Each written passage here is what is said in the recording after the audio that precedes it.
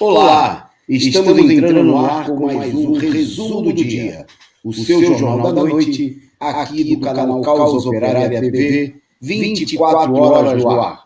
Nesta quinta-feira, dia 19 de novembro de 2020, estamos entrando no ar com mais um programa de notícias da noite, aqui do seu canal, nosso programa de número 625. Comigo hoje, para comentar as principais notícias do dia, a companheira Lília Miranda. Boa noite, Lília. Boa noite, Toninho. Tudo bom? Tranquilo? Vamos lá para as notícias do dia. O nosso destaque de hoje é um avanço muito significativo, né, da onda de morte, de novos casos da Covid no Brasil e em todo o mundo. Particularmente no Brasil, onde esses números ficaram estranhamente, se alguém pode considerar assim, quem não assiste o nosso canal regularmente, escondidos, né, durante a campanha eleitoral, né, onde se procurou apresentar aí uma situação de queda e nem mal passou as eleições, nós ainda estamos em meio ao segundo turno e é uma explosão de novos casos, em alguns estados chegando a haver um crescimento de quase 200% no número de internações. Nós vamos falar de tudo isso daí, vamos falar também da situação das eleições, onde em vários estados a direita está tendo resultado no sentido de dividir a esquerda, de provocar um atrito no interior da esquerda, de semear confusão e de tentar convencer uma parcela, pelo menos da esquerda, de que as eleições foram um verdadeiro avanço. Então, nós vamos mostrar números reais sobre essa situação, sobre a vitória expressiva da direita no processo eleitoral. Bom, tem mais aqui no nosso programa de hoje. Vamos falar também da situação, enquanto a gente fala aqui de pressão pela volta às aulas, vamos falar da situação dos Estados Unidos, onde em Nova York as escolas foram fechadas hoje, e vamos falar também da situação no Chile, onde o Piñera, o presidente,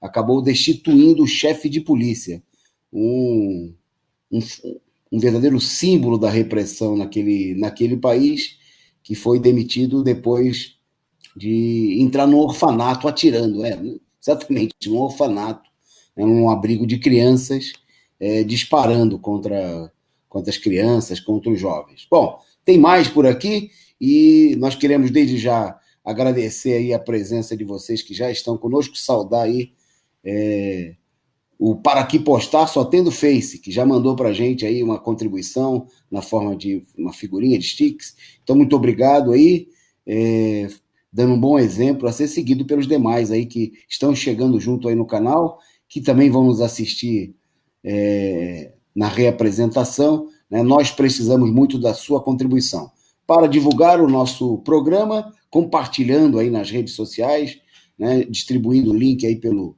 WhatsApp, nos grupos de Facebook, no Telegram, no Twitter, etc, né? E também com a sua contribuição para sustentar esse importante canal combativo, revolucionário, né? Sem dúvida, ao lado da luta dos trabalhadores. Obrigado aí a presença, o pessoal que já está por aqui, a Silvia Mio, o Sem Chance, né? O pessoal que estava assistindo agora há pouquinho, né? O programa Tição, programa de negro, apresentado agora há pouco aqui no nosso canal. Se você perdeu, você pode depois assistir o programa falando aí de Zumbi dos Palmares, hoje que é véspera do Dia de Luta do Povo Negro, comemorado amanhã no 20 de novembro, em memória a Zumbi dos Palmares. Já vou avisando que amanhã nós vamos fazer um programa também especial em torno desse assunto, né? O resumo do dia vai falar da comemoração, lembrar a Zumbi e lembrar também os 110 anos da revolta da Chibata, né? Que se completa no próximo dia 22 de novembro. Esse que é um dos episódios mais espetaculares da história do país. Nós falamos disso hoje na nossa coluna aqui no Colunistas ao Vivo, no programa das 12, né? Eu Quem não assistiu, quiser assistir, pode assistir aqui no arquivo do nosso canal, né, a exaltação dessa figura espetacular de João Cândido, né, e dos seus liderados na revolta dos marinheiros de 1910. Bom, vamos para a nossa pauta, vocês vão chamando aí, ajudando a gente, o pessoal para a gente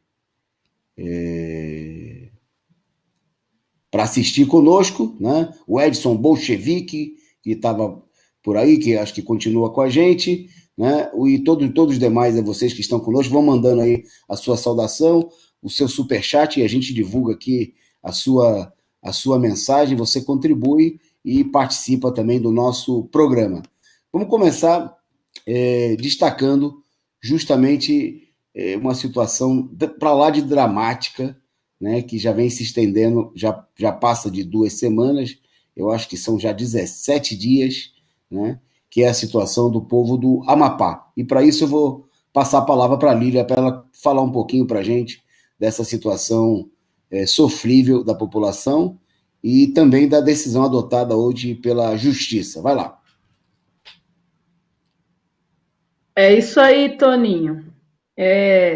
A gente já está no 17º dia, né, na crise energética do Amapá e ficou do dia 4, né, até o dia 7 completamente no escuro. E aí, agora, eles tinham falado de um rodízio, mas, segundo denúncia dos próprios moradores, esse rodízio, no dia 17, né, deu um problema, começou a falhar também, né? Uma das queixas dos moradores são a questão dos equipamentos queimados e também essa oscilação de energia acaba queimando os equipamentos que sobraram. Então, os moradores estão evitando, né, de ligar, né, geladeira, ventilador, qualquer eletrodoméstico, porque a energia elétrica tem oscilado muito. Quase 90% da população foi obrigada a mudar seus hábitos por causa da falta de energia.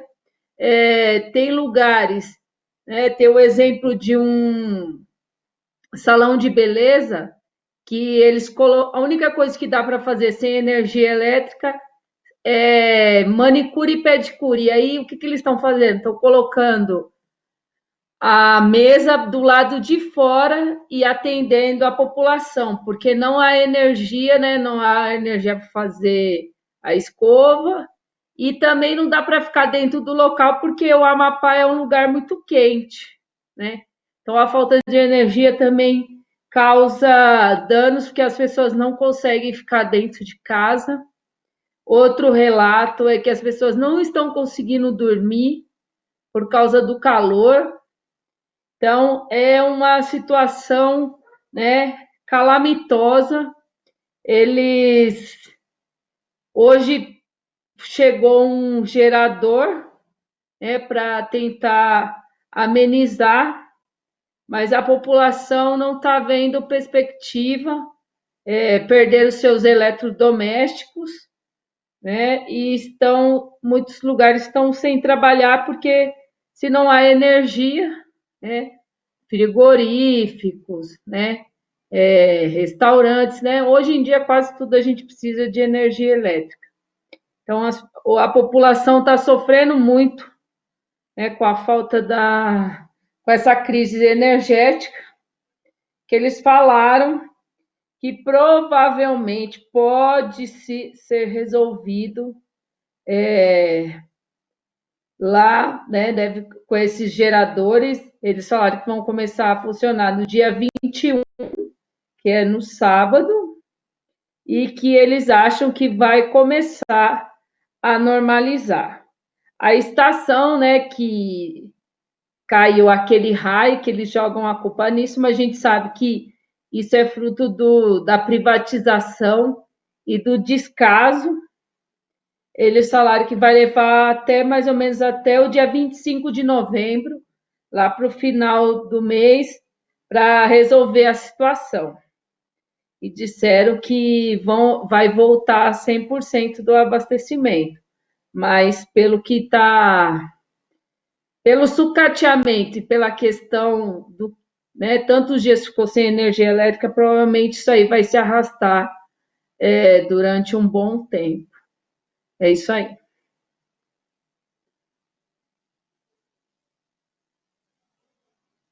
Tá sem Falando ainda som, Toninho. sobre o Amapá, lembrando aí que no dia de hoje a Justiça, a Justiça Federal lá no Amapá determinou o afastamento da atual diretoria da ANEEL, a Agência Nacional de Energia Elétrica, e também dos atuais operadores do Sistema Nacional. A determinação da Justiça Federal do Amapá foi que esse afastamento se dê por 30 dias. Segundo o juiz, a Justiça visa evitar que os atuais gestores interfiram na apuração das responsabilidades justamente do apagão que atinge o Amapá já há 17 dias, como foi destacado aí pela companheira Lilian. Né? A medida mostra o nível de desconfiança, não só da população, mas inclusive dos setores da burguesia do Amapá, né? Que pressionaram aí o judiciário, porque não há uma tentativa, obviamente, de todos os lados de encobrir a situação, né? E se bobear, alguém acaba dizendo que a culpa é do povo, né? Sabe-se lá por quê, mas evidentemente foram várias tentativas de atribuir aí um raio, depois foram publicadas provas de que já havia, há mais de um ano, né, havia evidência de que o sistema estava para entrar em colapso, né? Bom, há uma tentativa muito clara de encobrir a responsabilidade da empresa privada, né, das empresas que privatizaram, e foi passando, inclusive, de um grupo a outro o controle da distribuidora de energia. Bom, mas o fato é que a população está comendo pão que o diabo amassou, né? Por isso mesmo, como mostrou aí várias fotos que foram mostradas aí pela produção, há uma manifestações constantes aí. Bom, e a diretoria da ANEEL, né? Tem a imagem do prédio lá em Brasília, então foi determinado o afastamento dela por 30 dias, né? Obviamente que há uma tendência do próprio governo, da direção da ANEEL, de recorrer da medida, mas mostrando aí o agravamento da crise, né? O Estado que é comandado aí meio como uma capitania hereditária por setores do DEM, né? Embora o governador do Estado seja do PDT, e na cidade, na capital, né, o prefeito é um ex-pissolista, né, que se elegeu pelo PSOL há duas eleições atrás e que agora se mantém lá no governo como um aliado da direita e do Rede, que é o partido do senador Randolfo, que também é daquele estado. Então fica evidente que esses politiqueiros, né, o presidente do Senado é senador pelo Amapá, né, essa posição aí não rendeu absolutamente nada, né, para a população que se vê aí agora nesse momento nessa situação de crise. Nós já destacamos no programa de ontem que um fato muito marcante é de que essa situação ela ameaça nesse momento o país inteiro, né? Há uma crise de energia que só não se agrava mais ainda, né, em função da própria crise do país, né, da própria recessão, que vem reduzindo drasticamente o consumo de energia.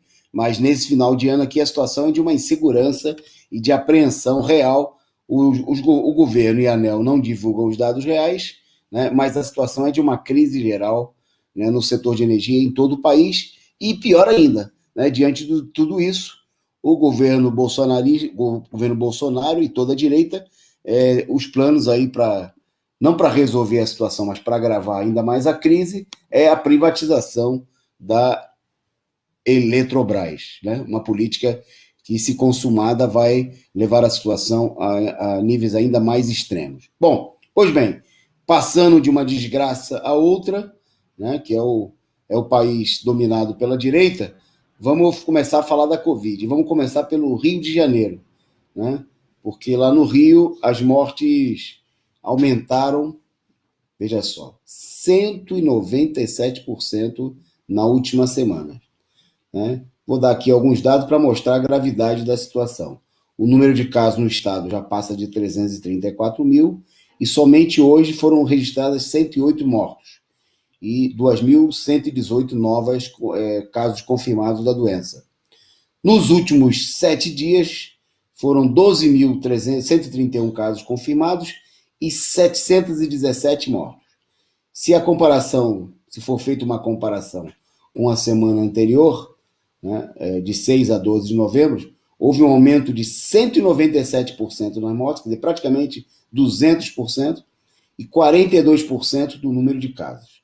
Bom, é bom lembrar que o Rio foi um dos estados onde os dados foram ocultados aí, em alguns dias da semana passada, na preparação da eleição, né?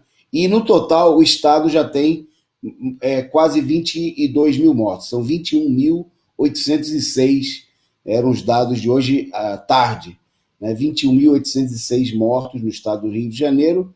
Bom, São Paulo está chegando, passando aí dos 42 mil mortos. Bom, é uma situação totalmente fora de controle, mas para dar os dados mais completos e gerais do país, eu vou passar para a companheira Lília. Vai lá. É isso aí, Toninho. A situação aumentou bastante. No Brasil tem mais de 6 mil, desculpa, 168 mil mortos, média de caso, né, sobre mais de 50%, e os casos disparam em 10 estados. O Brasil registra 644 mortes por Covid em 24 horas e ultrapassa, né, 168 mil. A imprensa, né, divulgou que aumentou, né, o número de casos, registrou 640 nos últimos 24 horas, chegando com média móvel de mortes no Brasil nos últimos 7 dias foi de 544. A variação foi de mais de 54% em comparação à média dos 14 dias atrás, né? Indicando uma tendência de mortes por Covid. Os casos, né, de confirmados, né, de infectados, somam quase 6 milhões, já tiveram, as pessoas já tiveram ou está com coronavírus, e 35.686 desses confirmados no último dia. Então, mais de 35 mil pessoas confirmaram, né, Covid no último dia, nas últimas 24 horas. E a média móvel dos últimos 7 dias foi 28.635 de novos diagnósticos. A variação foi de mais de 77% em relação aos casos registrados na última semana. E também mostra um aumento em 13 estados, né? 13 estados teve um aumento: Paraná, Rio Grande do Sul, Santa Catarina, Espírito Santo, Minas Gerais, Rio de Janeiro, São Paulo, Goiás, Amapá, Roraima, Rondônia, Tocantins e Rio Grande do Norte. Então, esses são os casos, né? Houve um aumento. A gente sabe que reabriram, né, todos os bares, restaurantes,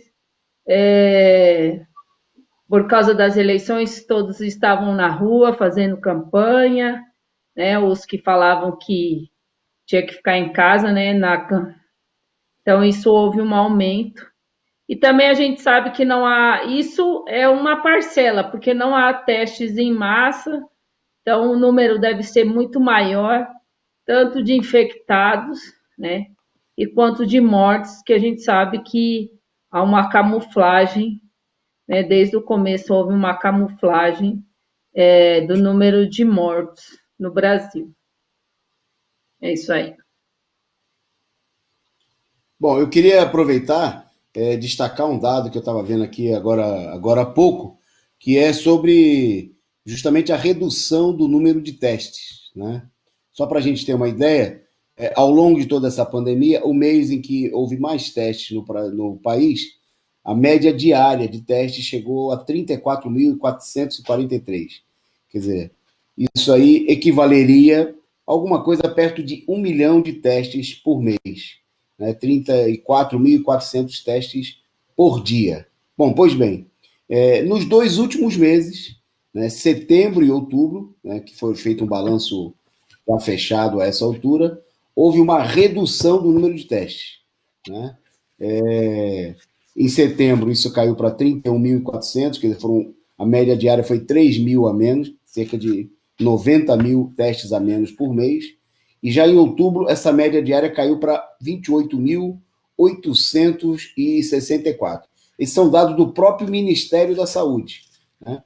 Então, com esse total, quer dizer, o país teria ficado com alguma coisa menos de 600 mil testes, quer dizer, 400 mil testes a menos, né? E está aí o resultado dessa política, né? Política em que ninguém é testado, deixa contaminar, deixa morrer, e abre tudo, né, para atender aos interesses dos bancos, dos grandes capitalistas e também para garantir aí a fraude nas eleições, né? A fraude, não só a fraude mesmo do ponto de vista eleitoral dos votos, mas também a fraude de mostrar um país que estava supostamente funcionando, voltando à normalidade, e nós estamos vendo agora que a normalidade é uma explosão do número de casos e também de mortes, né? Uma política genocida verdadeiramente criminosa. Bom, e aí a gente vai para a notícia que foi a chamada do nosso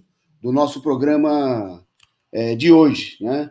No meio dessa situação, o Ministério da Saúde, né, apesar de todo esse enorme aumento do número de casos, né, 13 estados, como a Lília destacou aí, com aumento do número de casos, a cúpula do Ministério da Saúde, segundo divulgado, né, por um jornal da direita, o Estadão, né, avaliou que não é hora ainda de endurecer as restrições para o controle da pandemia, né?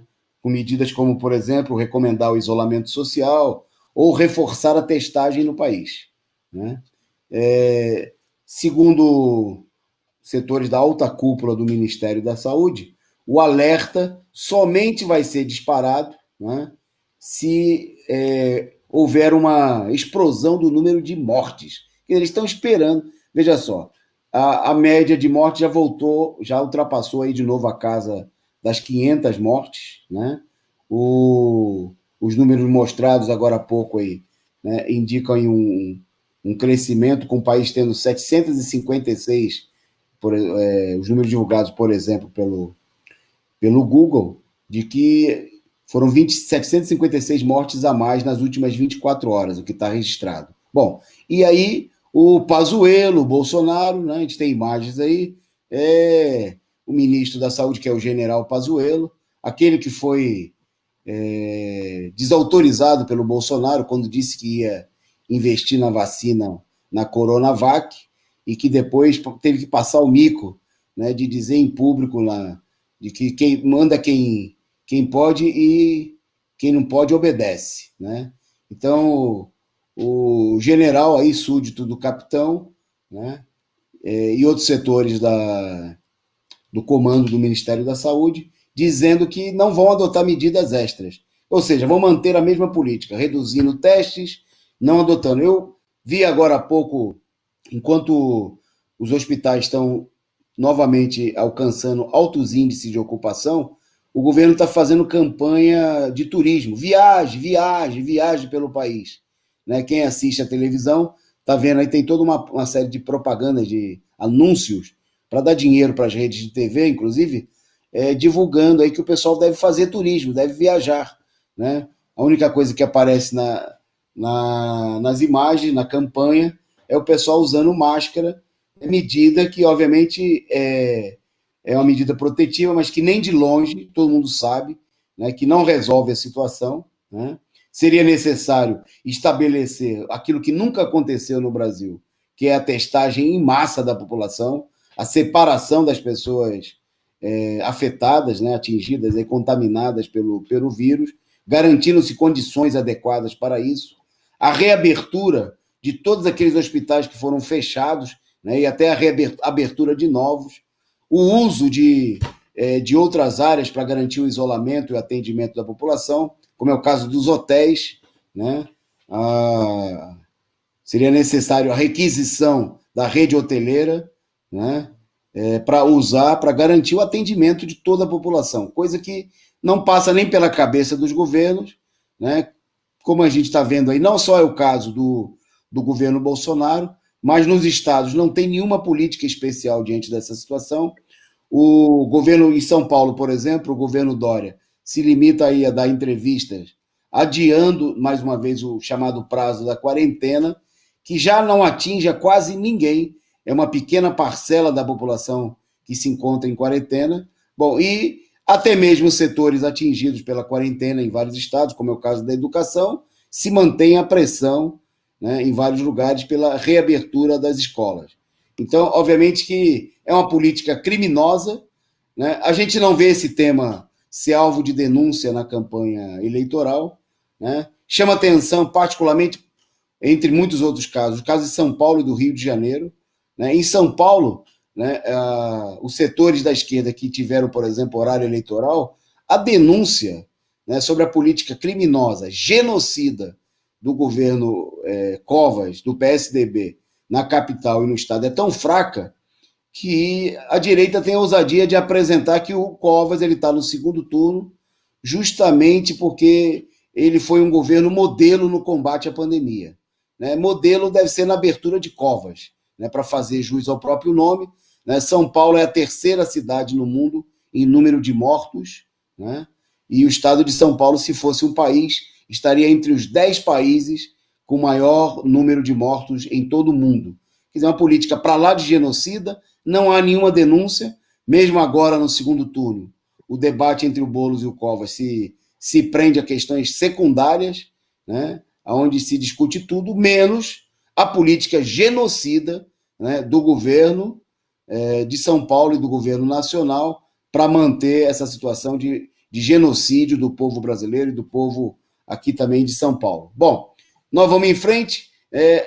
É muito evidente que na televisão, nos jornais da imprensa capitalista, isso aí tem um destaque cada vez menor, né? Mesmo com a tendência à superlotação que atinge, inclusive, os hospitais da rede privada. Né? Ontem nós destacamos aqui que já vários especialistas consideram que o Brasil já ingressou na segunda onda, né? Sem nem mesmo ter saído da primeira. Bom, para completar esse quadro da Covid, vou passar para a Lília para já apresentar aí os dados da situação no mundo todo. Vai lá, Lília. É isso aí, Toninho, né? O mundo registra novo recorde de mortes por Covid e a África ultrapassa 2 milhões de casos. É o segundo dia seguido que são registrados mais de 11 mil óbitos. Os países mais afetados, né, são da África do Sul, com mais de 750 mil casos. Aí Marrocos, Egito e Etiópia. Foi registrado, né, um novo recorde, né, foi 11.274 óbitos nessa quarta-feira, né, ontem, dia 18, contra 11.099 no dia anterior. É a quarta vez no mês que são registradas mais de 10 mil mortes em 24 horas no mundo. A Universidade Americana tem eles monitoram, né, em tempo real. Há uma alta também nos Estados Unidos, né, que é um dos países mais afetados pela pandemia. Passaram de 250 mil óbitos. Já são mais de 1,3 milhão de vítimas em todo o planeta. Os países com mais óbitos, depois dos Estados Unidos, infelizmente, é o Brasil, com 168, né, mil, Índia, 131 mil, México, 99 mil e o Reino Unido com 53 mil. Os dados são alarmantes e não há, né, como o Toninho disse, há uma diminuição nos testes, não há um controle e o Brasil, como os Estados Unidos e os outros países, estão todos entrando na segunda onda. Bom, Esperar seguimos de... daqui. Ok, é a situação totalmente fora de controle, né? Muita gente falando aí da necessidade do povo se levantar. Bom, obviamente que há uma tendência explosiva nessa situação e obviamente que está contida pela encenação das eleições, né? Onde todo mundo procura os candidatos aí, inclusive com o apoio de setores da esquerda que procuram tratar a situação como uma situação de normalidade, né? E na qual, inclusive, as coisas poderiam ser resolvidas simplesmente por um suposto milagroso voto, né? Que, como nós estamos vendo, não vale absolutamente nada, né? Nem sequer é garantia de que o voto, de fato, apareça no resultado. Bom, por falar em voto e em eleições, vamos falar agora um pouco mais um pouco do resultado do eleitoral. Essa semana aqui foi uma semana de balanço das eleições. E a importância de falar desse tema é porque a campanha, a propaganda da direita insiste, né, em mostrar que o resultado das eleições foi um suposto fortalecimento do centro, né? Bom, e a esquerda embeleza ainda mais essa situação, dizendo que, na realidade, houve um crescimento da esquerda e dos setores chamados progressistas, segundo alguns esquerdistas, né? Bom, então, no meio dessa política de embelezamento, que na realidade é uma política de falsificação geral, né? Hoje nós queremos mostrar um dado aqui em relação à votação nas eleições, né? Porque a discussão sobre uma coisa tão efetiva e tão importante, né, não deveria nunca ser feita com base naquilo que a pessoa tem na cabeça, mas com base nas realidades, nos números, né? Então, nós queremos mais uma vez destacar os números, né? Tem totalizações importantes das eleições que ajudam a mostrar essa situação. Então, vou pedir para a produção colocar aí, tem um gráfico importante, né? Que são os votos, a totalização de votos nos candidatos a prefeito por partido, né? Bom, então eu vou pedir só para a produção subir um pouquinho, se der aí a imagem, acho que é possível, para a gente poder isso, beleza, fantástico, opa, legal. Então, porque tá aí estão os dados que são os mais importantes, tá aí, beleza. Bom, então o gráfico de linhas aí mostra a evolução dos partidos nas últimas 4 eleições municipais, né? E, então vocês viram, tem a linha vermelha lá que o PT saiu lá de cima e vem parar cá embaixo. Então aqui no quadro, nas linhas aqui embaixo, né, tem na última linha que está aparecendo na nossa tela aí, tem os números do PT. O PT saiu de 16 milhões de votos em 2004, né, 2 anos depois da eleição de Lula à presidência da República, para 7 milhões em 2020, menos da metade dos votos que o partido já teve. Essa votação chegou a 16 milhões e 600 em 2008, quer dizer, subiu aí um pouquinho mais, subiu mais ainda em 2012, alcançando seu nível mais alto, 17,3 milhões. Bom, em 2016, depois do meio ao golpe de Estado, né, já no ano do golpe, esse número foi para casa de 6,8 milhões, que o partido perdeu mais da metade dos seus votos, e essa eleição está mostrando que o PT teria recuperado apenas 200 mil votos em relação a 2016, quer dizer, o pior momento da história do partido. Bom, e no meio de tudo isso, né, vamos deixar essa tela aí para a gente, produção. É bom que todo mundo olhe, porque em alguns momentos, em alguns canais, né, chega a ser estranho que o pessoal conteste a ideia de que a esquerda foi derrotada, né? A gente vê dirigentes aí do PT, dirigentes do PCdoB, dirigentes, bom, já nem se diga do PSOL, né? Procurando apresentar uma suposta vitória da direita, da esquerda. Aonde está a vitória? Né? Aonde está a vitória? Bom, aí você tem a tentativa da própria direita, da Rede Globo, dos analistas da direita, de tentar dizer o seguinte, que houve uma evolução à esquerda, para o centro, né, como eles gostam de dizer. Então vamos ver aí quem foram de fato os partidos que mais cresceram. Né? Eles estão aí com a setinha para cima. Né? Bom, um deles é o PT, nós já falamos, cresceu apenas 200 mil votos, mas esse crescimento não recuperou, né, nada daquilo que o partido tinha acumulado. Não, deixa parado aí, produção, não movimenta não, por favor, porque nós queremos tratar justamente desses principais partidos, onde está a essência do problema. Então, a gente vê aí o seguinte, se vocês olharem na terceira linha, um dos partidos que mais cresceu na eleição, o PSD do Kassab, passou de 8 milhões, 8,2 para 10,6 milhões. Né? Cresceu aí coisa de 25%. Bom, aí você tem o DEM, né, na linha seguinte, de 5,1 milhões para 8,3 milhões. O DEM cresceu, portanto, né, coisa aí de mais de 60%. Né? Então precisa ver onde está o crescimento da esquerda, gente. E, por último, o Progressistas, né? O ex-PP do Maluf, de 5,7 milhões para 7,6 milhões, quase 2 milhões a mais, quase 40%, um pouco menos de 40%, 35% de crescimento. Bom, então você tem que os partidos que mais cresceram, né,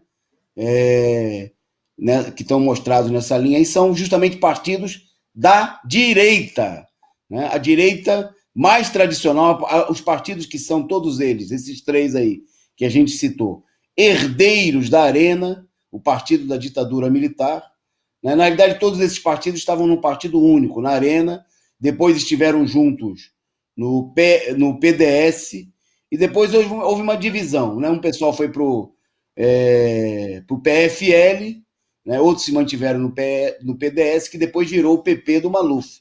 Do DEM, o racha do DEM, deu lugar aí ao surgimento do PSD, né? O PSD do Kassab. Se a gente somar o voto do DEM, do PSD, né, só desses dois partidos que, digamos assim, estavam juntos há bem pouco tempo, isso aí dá 18 milhões.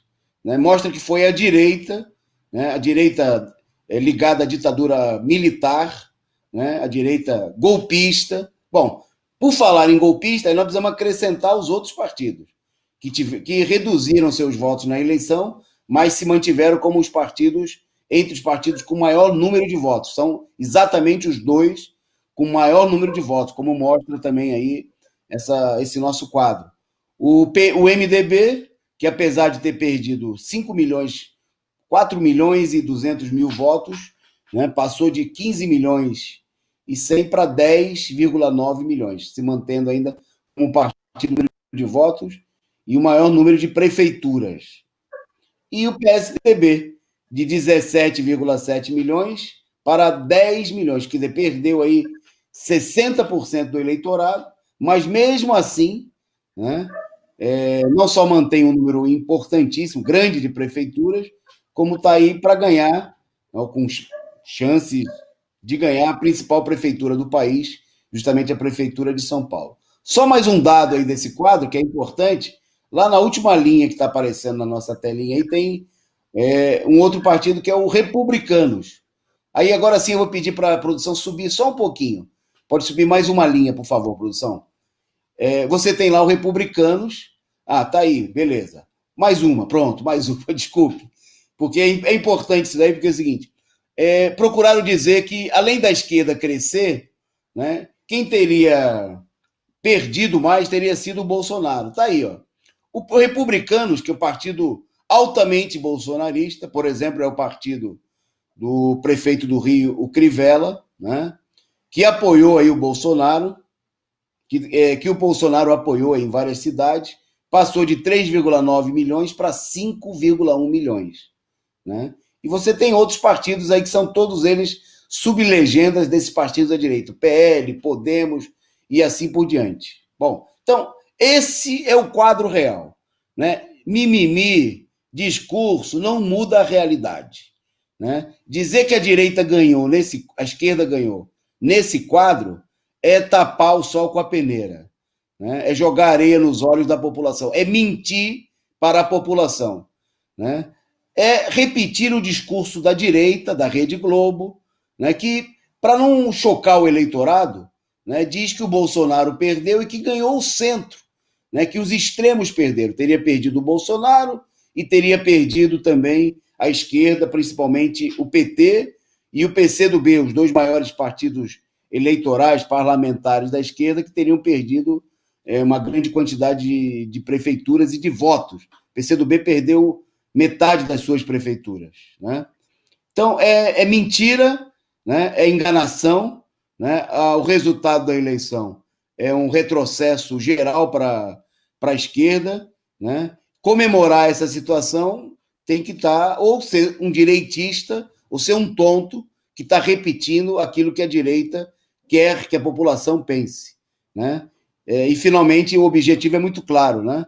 A direita quer que a população pense que a direita foi derrotada, porque eles querem apresentar aí um candidato em 2022 da direita como sendo um candidato de centro, como sendo um candidato do equilíbrio, como sendo um candidato que não é dos setores extremados, não é da ala bolsonarista e também não é da esquerda, liderada pelo PT, por Lula. Né? Quer dizer, a política ela tem um objetivo muito claro. Agora, o que nós estamos vendo, queria destacar esse problema de que insistir, como os números mostraram, né? Números que não são irrefutáveis, que se reforçaram também os setores que apoiam o Bolsonaro. Né? Por detrás daqueles partidos pequenos, mequetrefes, que apoiam o Bolsonaro, mas que também cresceram. Né? É bom lembrar que o Bolsonaro, em 2012, ele não tinha em nenhuma prefeitura, né, um partido que o apoiasse. Agora, os partidos que apoiam diretamente o Bolsonaro têm mais de 400 prefeituras. Mas, além disso, os partidos que mais cresceram são partidos que estão no governo Bolsonaro. O DEM está no governo Bolsonaro. O PSD está no governo Bolsonaro. O PP está no governo Bolsonaro. Tem ministérios, né, fazem parte da bancada de apoio do governo Bolsonaro no Congresso. Né? Então, não se trata apenas de que a direita, um setor da direita, está vislumbrando a possibilidade de um candidato, digamos assim, de centro, para chamar de seu, mas também a possibilidade de que setores da direita, né, da direita tradicional, da direita ligada à ditadura militar, inclusive mantenham o apoio ao Bolsonaro sobre novas bases, né, com esses partidos fortalecidos e com Bolsonaro vindo para a eleição, não como candidato de um partido avulso, que tinha, se eu não me engano, 8 segundos na televisão, mas como parte de uma aliança, né, de partidos, inclusive poderosos, né, como essas máquinas eleitorais que se deram muito bem na eleição, né, que foram vitoriosas na eleição. Acorda a esquerda. Né? Acorda a esquerda iludida e que quer falsificar a realidade, né, para tentar ludibriar a população, os trabalhadores e a juventude. Bom, por falar em tapiação por parte da esquerda, um dos objetivos da direita nas eleições era dividir a esquerda. Né? Era promover uma divisão entre os setores da esquerda, porque se você divide o inimigo, melhor para você comandar a situação. Bom, então eu vou passar para a Lília para ela contar para a gente aí. Ah, desculpe, eu já ia pulando o assunto. Eu vou passar para a Lília, sim. Mas eu queria que a Lília vai destacar para a gente, antes da gente falar da divisão da esquerda, do retorno, né, a taxa de aproveitamento. Né, partidos foram feitos levantamentos pela imprensa capitalista de mais um dado que reforça, né, o sucesso da direita nas eleições, que é a taxa de aproveitamento. Conta aí para a gente, Lília. É isso aí, Toninho. Né? O PP teve a maior taxa de sucesso na disputa para as prefeituras. E aí eles também falam que 5 partidos não elegeram nenhum prefeito. Segundo um levantamento, né, o PP registra maior taxa de sucesso. O índice leva em conta o número de candidatos lançados pelo partido e também o número de prefeitos eleitos. Depois do PP, aparece o DEM, o MDB e o PSD. Então, isso mostra, né, vem ajudar o que o Toninho estava falando, né, a questão do que houve um aumento, né, da direita, do centro e até da extrema direita, né? O Avante, o Patriota, o DEM, o PP, o Republicanos e a Rede, né? Esses partidos também conseguiram uma taxa maior em relação a 2016.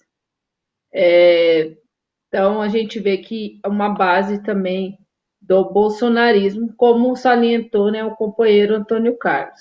O Avante foi o que conseguiu desses a maior taxa. A sigla pulou de 11% para 20%. Depois foi o Patriota, que também foi de 8% para 12%, o número de eleitos, em relação a 2016. Aí eles falam, né? Aí isso mostra também, fala que o PTC e o PT, coloca aqui que o PT foi de 27% para 15%. Então, os dados mostram, né, que infelizmente a esquerda caiu e a direita aumentou, né? Estamos no meio de um golpe de Estado e isso mostra, né, um avanço, uma facilitação, né, desses partidos pela própria imprensa, né, pela própria manipulação e a fraude nos votos. Também houve uma comparação, né, entre... Oi? Ok, prossiga aí. Houve também uma oscilação, houve alguns partidos igual o P, essas coisas que estreou na eleição, então eles não teve como haver isso. Aí eles colocam um gráfico, né, do número de candidatos e o número de taxa de sucesso. Do PP, de 1.438 foram eleitos 682. Do DEM, de 1.089 foram eleitos 459. Do MDB, de 1.839 candidatos, foi eleito 774. O PSD, de 1.555, 650 foram eleitos. O PSDB, de 1.243, 512 foram eleitos. Do PL, de 919, 345 foi eleitos. Então, isso mostra, né, que houve um avanço muito grande, né, na direita, na extrema-direita.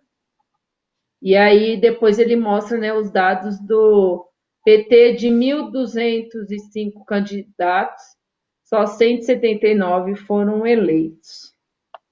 Patriota de 408, 48 foram eleitos. Mas lançaram bem menos, né, do que os grandes partidos da direita. Isso mostra, né, um fortalecimento nas urnas, né, da direita e da base bolsonarista.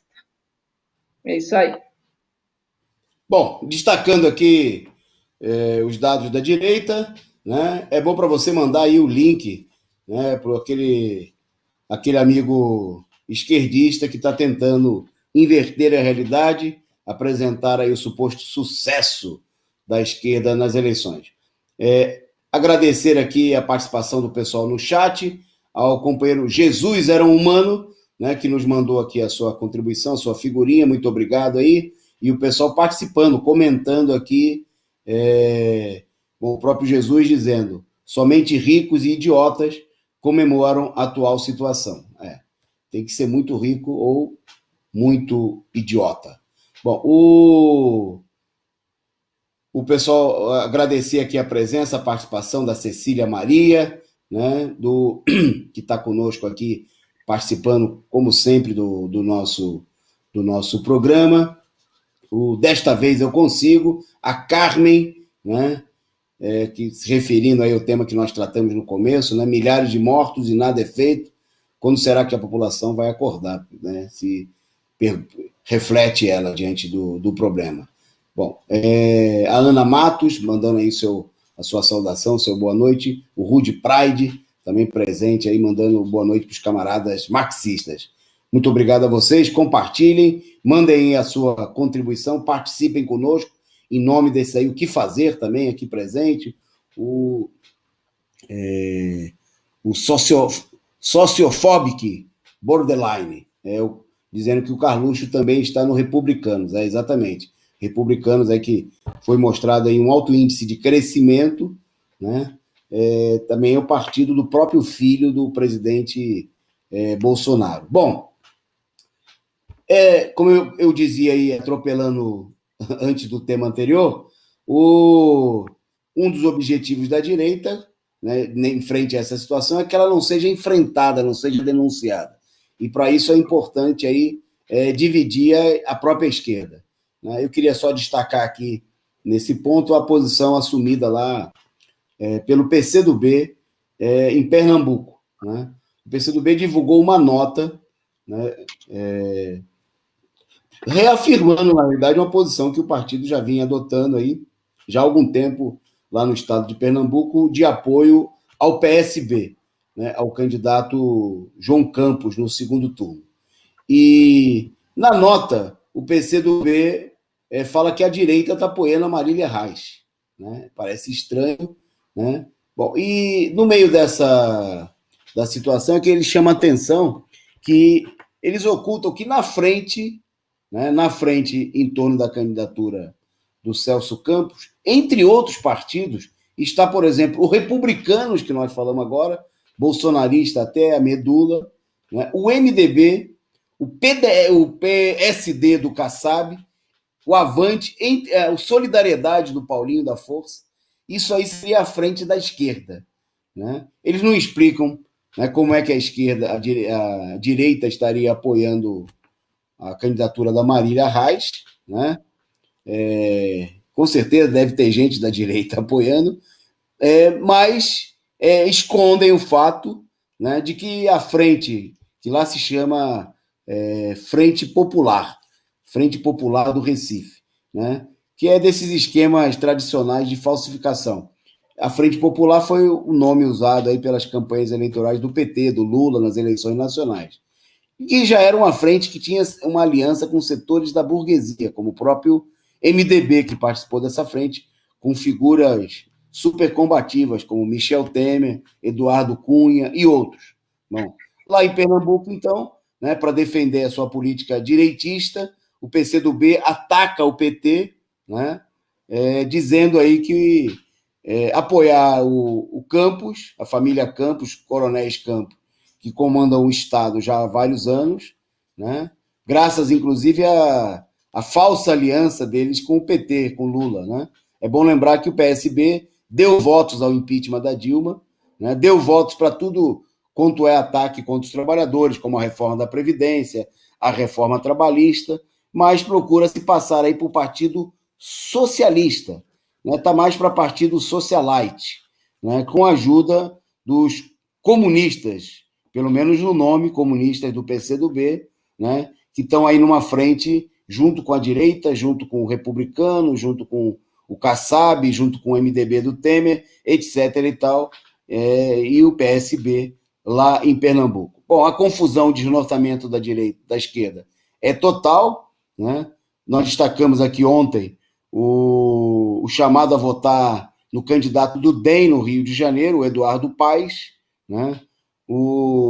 A pretexto de combater o Bolsonaro, porque, assim, para combater o fogo, você joga gasolina.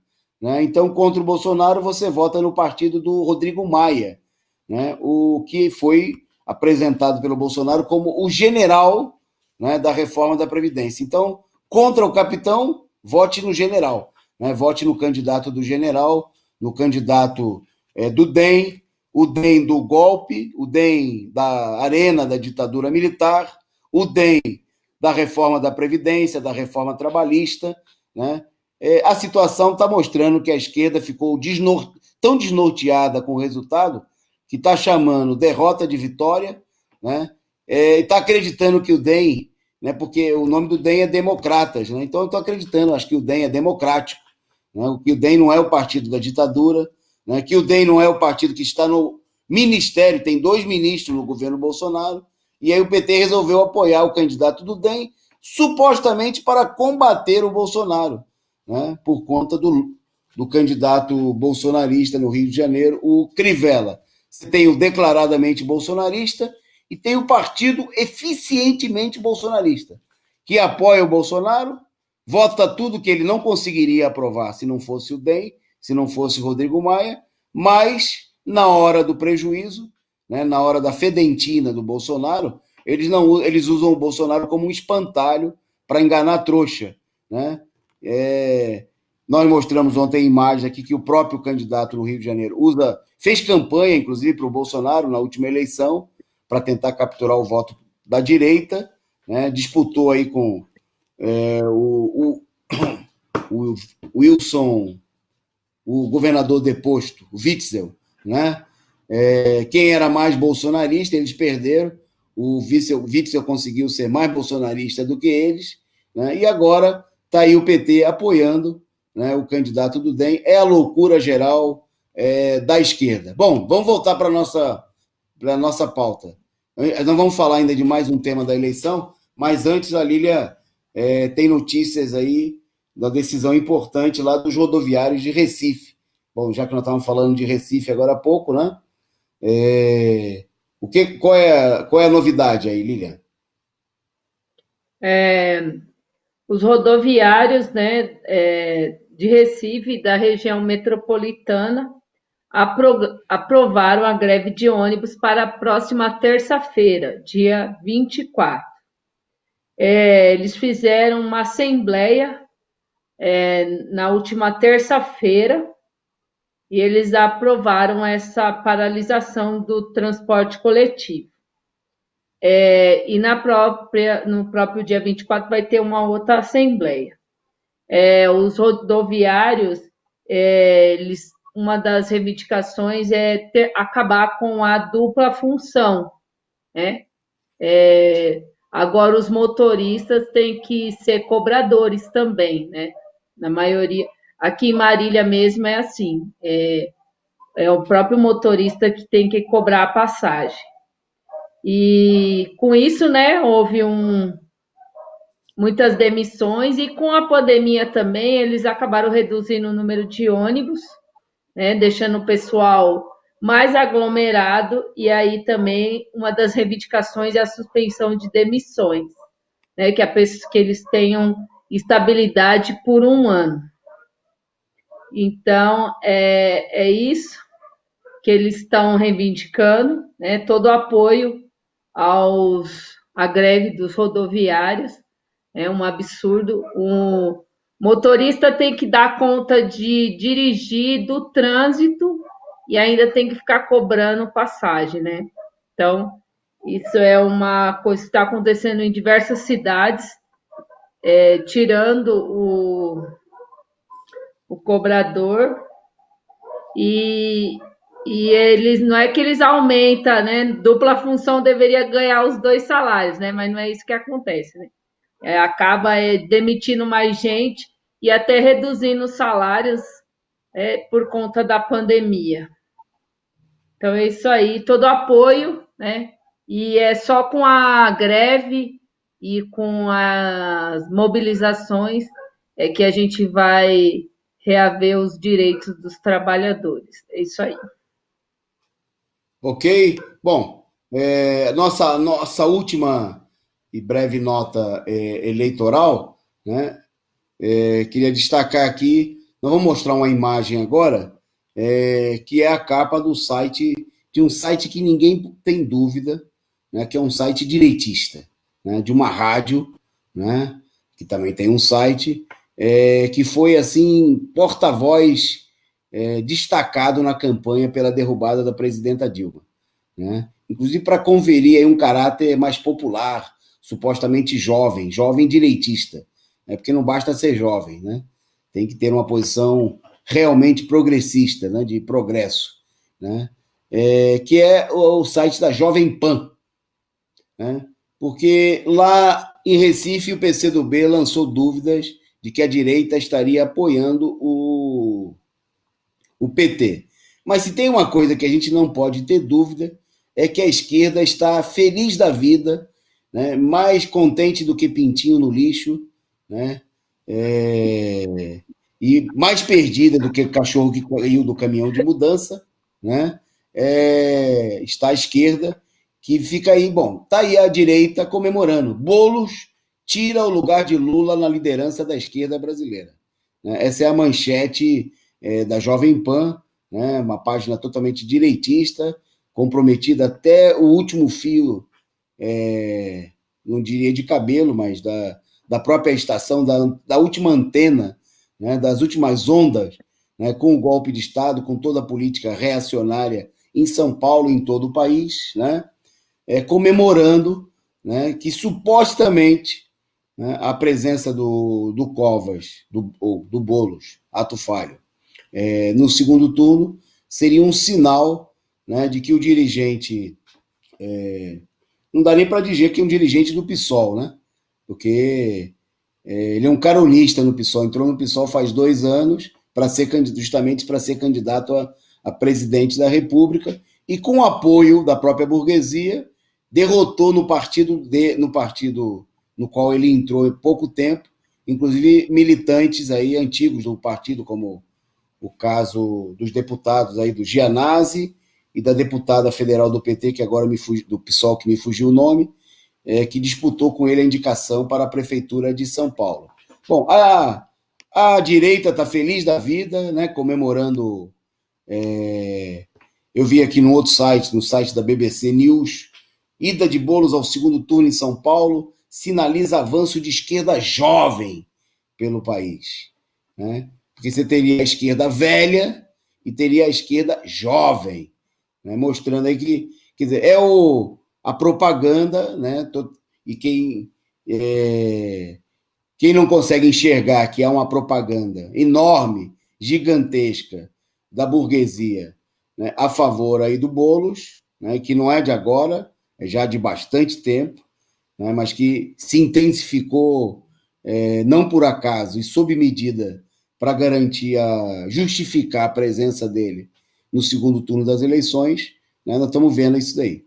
É importante destacar, não dá para avaliar, né, qual é a medida, a profundidade, até onde isso vai, né, se isso é capaz, por exemplo, de que a burguesia desse aí a oportunidade do PSOL chegar à prefeitura. Ou, pelo menos, né, é muito claro que eles estão procurando projetar a liderança do Boulos para fazer sombra à liderança do PT, enquanto maior partido de esquerda, né, e fazer sombra à liderança da única liderança real, né, capaz de unir a esquerda e de representar um perigo a esses resultados que nós vimos aí de vitória da direita, que seria a candidatura do ex-presidente Luiz Inácio Lula da Silva. É uma política consciente da direita, uma verdadeira campanha de publicidade, né? São declarações e declarações de amor, né? De todos os lados da direita ao Boulos, e as críticas, quando elas acontecem, são para procurar pressionar o Boulos em torno de uma posição ainda mais direitista. Obviamente que não é de hoje. Ontem nós mostramos aqui o vídeo, né, do coronel da PM dizendo de como o Boulos era um cara ético, que ele ajudava na reintegração de posse, né, que ajudava a polícia contra os sem-teto, né, que ele agia de maneira ética, de maneira sóbria. Quer dizer, nós temos nesse momento o Boulos enfeita literalmente o bolo podre das eleições fraudulentas, é a cereja do Boulos, né? Ou a cereja do bolo da burguesia, que procura apresentar que está tudo funcionando normalmente, né? O bolo é um fator importante, ele é um fator anti-mobilização, né? Ele desmobilizou ajudou a desmobilizar os atos contra o Bolsonaro aqui em São Paulo, como nós denunciamos, e a campanha eleitoral não mobiliza em favor de nada, né? Por exemplo, tem um aumento das mortes gigantesco, tem mobilização da campanha do Boulos? Nada, né? O governo Covas, Dória, continua matando a população, a campanha do Boulos é uma campanha de denúncia? Nada, né? São só promessas, discurso, né? Mostrando aí que bom, e elogios, como esse que nós vimos aí, né, da Jovem Pan, que são abundantes, né? Você liga a TV, você vê os comentaristas da Globo, se você lê a imprensa na internet da burguesia, né, tá cheia de elogios e também, né, cheia também de ilusões de setores da esquerda, né, que acham que com uma candidatura com tanto apoio da direita é possível construir verdadeiramente uma alternativa, seja lá o que for, da burguesia e da direita. Bom, vamos lá. Vamos em frente, gente. Vamos em frente, está se aproximando aí o finalzinho do nosso programa. Passando para a Lília agora destacar a situação das escolas em Nova York. Os Estados Unidos que completaram aí mais de 250 mil mortes ontem, e hoje o prefeito de Nova York decretou aí uma medida em relação às escolas. O que foi, Lília? É isso aí, Toninho. O prefeito, ele decretou, né, ontem, né, quarta-feira, o fechamento das escolas públicas para conter um novo avanço da pandemia do coronavírus. A medida já começou hoje. Na última semana, né, teve segundo dados deles, cerca de 3% dos testes para o Covid-19 na cidade de Nova York deram positivo. E aí ele viu a necessidade de fechar a escola, pois houve um aumento do contágio. Ele foi falado que vai continuar, que as aulas vão continuar sendo online e vai continuar fechado, né? Vai continuar fechado até o final de novembro. Lá os alunos vão receber os tablets, né, para acompanhar as aulas, que já tinham começado há uns 2 meses, e houve uma retomada, mas a gente viu, né, todos os lugares, tanto no Brasil quanto no mundo, e esse é mais um exemplo, que é onde retornou as aulas presenciais, houve um aumento, né, no número de contaminados. Então, por isso, a gente só deve reabrir as escolas, né, somente com a vacina e com o fim da pandemia.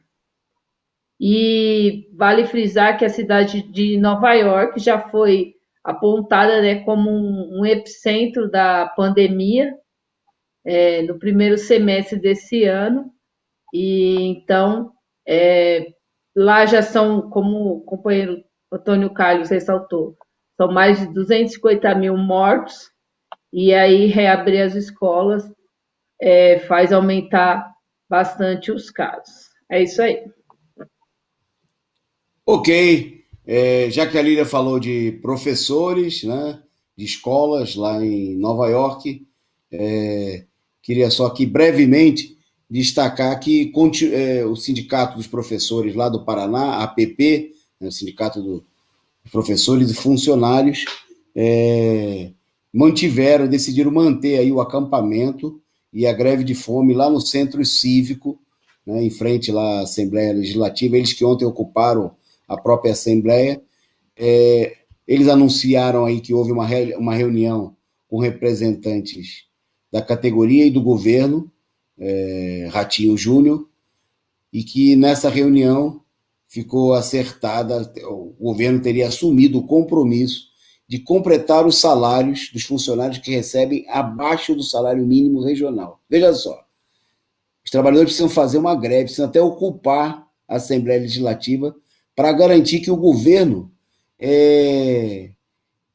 se comprometa a pagar um complemento. Sabe de quanto que é o complemento? R$ 77, para que os trabalhadores não recebam menos do que o salário mínimo regional.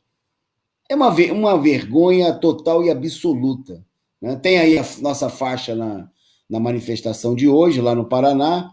Né? Os companheiros de educadores em luta estiveram lá, do PCO, estiveram juntos nessa mobilização. Né?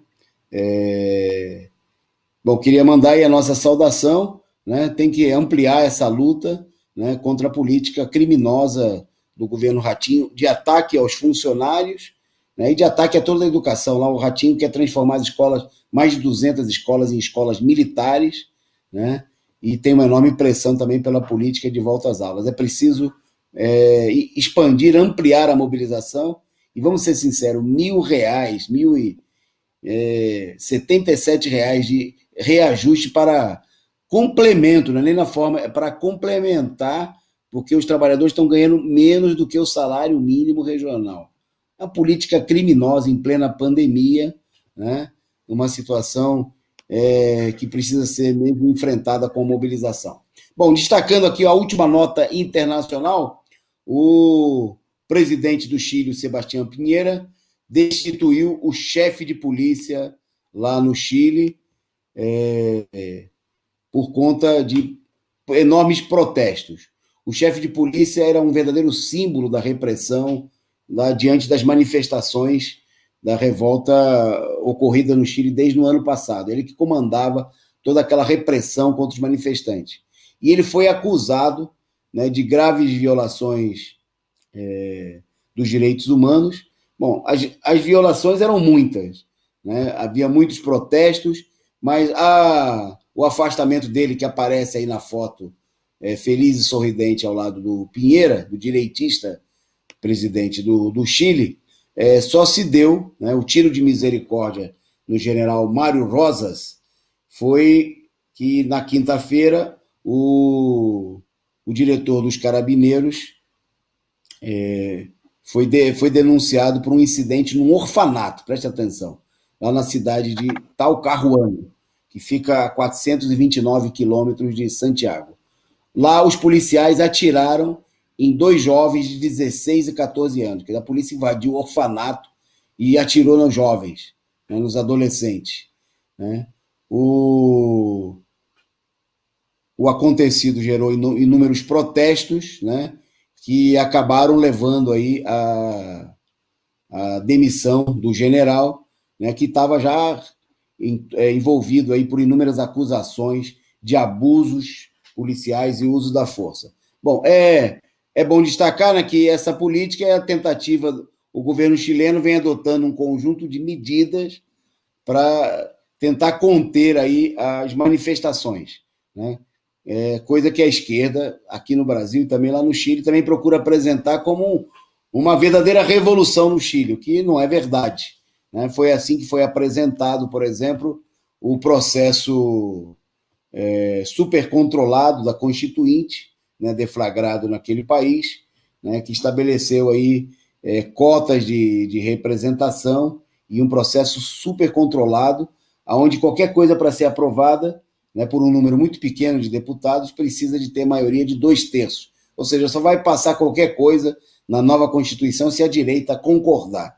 É uma política, é uma Constituição de acordo, é só para conter a onda de mobilizações, assim como acontece agora com a demissão do chefe, do sanguinário chefe de polícia. Lilian, a última sua. Comente aí para o pessoal. Hoje ainda é quinta-feira, em muitas cidades do país amanhã já é feriado, e nós vamos ter aí já companheiros viajando de várias regiões do país, companheiros do Partido da Causa Operária, para uma atividade importante que acontece aqui em São Paulo nesse final de semana. Conta aí para os nossos amigos internautas o que o PCO vai fazer nesse sábado e domingo. É isso aí, Toninho. Nesse final de semana, né, dia 21 e 22, será realizado a 31ª Conferência Nacional do PCO, que vai fazer um balanço das eleições e do segundo turno. Antes das eleições, foi feita a 30ª conferência, que tirou como eixo da eleição fazer as eleições uma tribuna de luta pelo fora Bolsonaro, pelo Lula presidente, por um governo dos trabalhadores, né? A gente vai fazer um balanço que a gente percebeu de norte a sul foi devidamente cumprido, né, essa deliberação da nossa 30ª conferência, e agora a gente vai fazer uma nova conferência para discutir, né, o avanço do partido, não em números, porque a gente sabe que houve muito roubo de votos, né, a gente percebeu, isso aí já foi feito um certo balanço pelo companheiro Rui na TV 247, e aí a gente vai fazer esse balanço, né? O importante para o partido é o avanço, né, dos trabalhadores, da consciência dos trabalhadores, o papel que a gente teve da denúncia das eleições, né, não ficar pregando a ilusão, né, como faz muitos setores aí, do PSOL, como se o Boulos fosse salvar o Brasil, né, da mão dos bolsonaristas, da esquerda, desculpa, da direita. Então, é isso aí, vamos estar. Vai ter companheiros de todo o Brasil em São Paulo, a gente vai debater durante 2 dias. Uma coisa importante, é o único partido, né, que faz conferências para discutir, igual o PT foi lá e já falou que ia apoiar o Boulos, né, eles não fizeram conferência nenhuma. Então, o partido é o único que faz conferência, que debate e que tira uma posição só, né?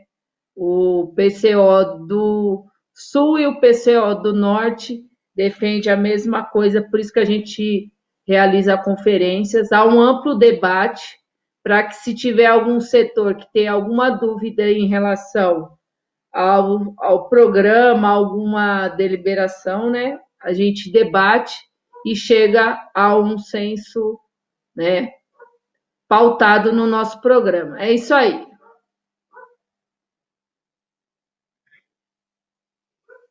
Vamos encaminhando para encerrar aqui o nosso programa.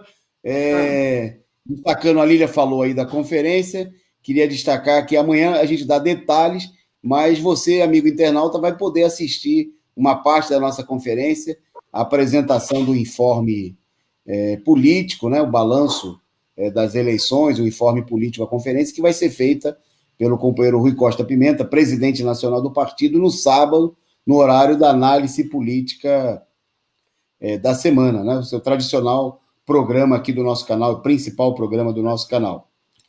Amanhã, destaque na nossa programação, análise internacional, a partir das 14 horas, né? E você pode participar do programa, acessar aqui, fazer perguntas para o companheiro Rui, né? Participar aí ativamente. Então, já divulgue aí, amanhã, 14 horas, e a gente volta amanhã, né, às 20h30, com um programa especial do Dia de Luta do Povo Negro, e também lembrando os 110 anos da revolta da Chibata, né, liderada pelo almirante negro, companheiro grande João Cândido, né, marinheiro que liderou a revolta da Chibata no Rio de Janeiro há 110 anos atrás. Então, boa noite para todos, e a gente volta amanhã com mais um resumo do dia.